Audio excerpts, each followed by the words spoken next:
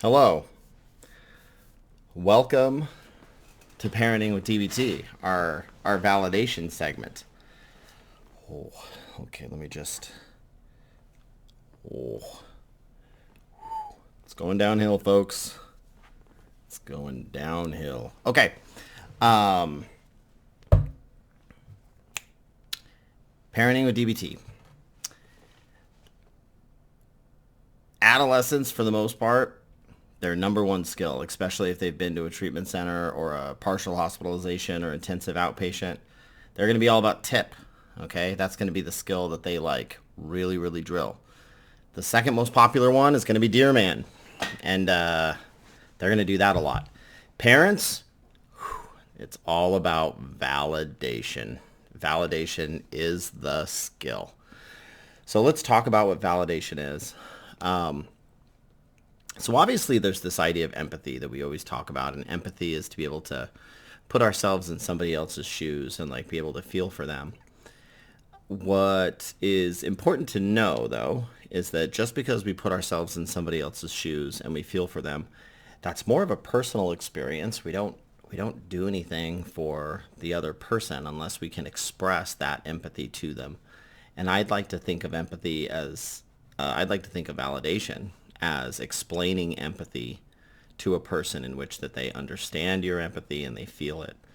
Marsha Linehan wrote that validation is saying that what you're saying like makes sense.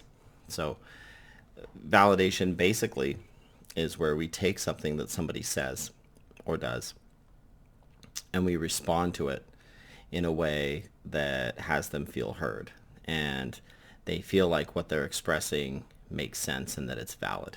And that's really important to people. It's especially important to children and to teenagers and to young adult children. So in DBT, there's different levels of validation.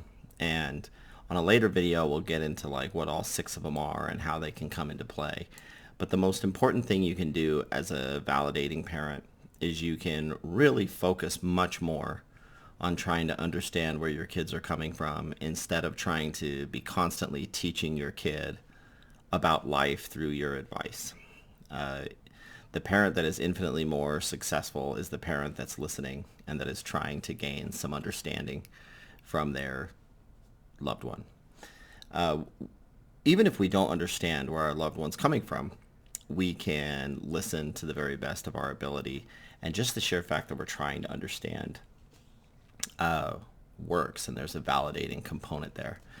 If we're able to understand where they're coming from and we're able to talk to them or even build on what they're saying, that also can come across as validating. For example, if an adolescent is complaining about how much homework they have and how they don't want to do it, we can do the less effective thing and we can start to try to give them advice, or we can try to kind of preach to them. And we can say, yeah, well, in life, you got to do things you don't want to do. It's part of life. Think about Dad when he goes to work. He doesn't want to go, nor does he want to come home. So that's not particularly validating. Or if our adolescent says, I don't want to do all this homework, like, I'm sick of it, I'm really tired of it, we can be validating and we can say, it is a lot, isn't it? And just that right there goes a lot further than trying to tell a kid what they should or shouldn't be doing. So another way that we can demonstrate our validation of someone is maybe we don't agree with them. They're saying something that we don't think is true. We can correct the non-truth to what they're saying and we can enter into a debate, or we can validate the emotion of what they're saying.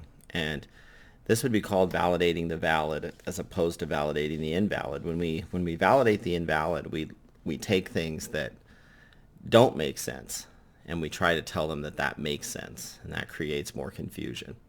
So for example, I don't want to do this homework because my teacher hates me. My teacher hates me a lot. To validate the invalid would be like, I bet they do. All the science teachers are super hateful.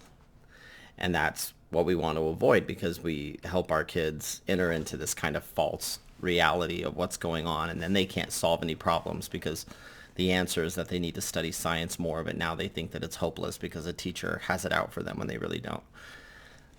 Validating the valid would be, I don't want to do my homework. I feel like my teacher hates me. And validating the valid would be like, you're really frustrated with this class right now, aren't you? Like it's a difficult class and it sounds like it's super hard and it sounds like you and the teacher aren't really connecting. So that's more valid. So why do we do validation? We do validation because validation closes the gap between us and others. If we're interested in building relationships with people, validation is the key. So, okay. I hope you enjoyed this segment on validation and what validation is. And yeah, I hope that you enjoy and have a wonderful day and week and month and year and all that. Don't forget to subscribe to Parenting with DBT. And if you like this video, like it. All right, take care. Bye-bye.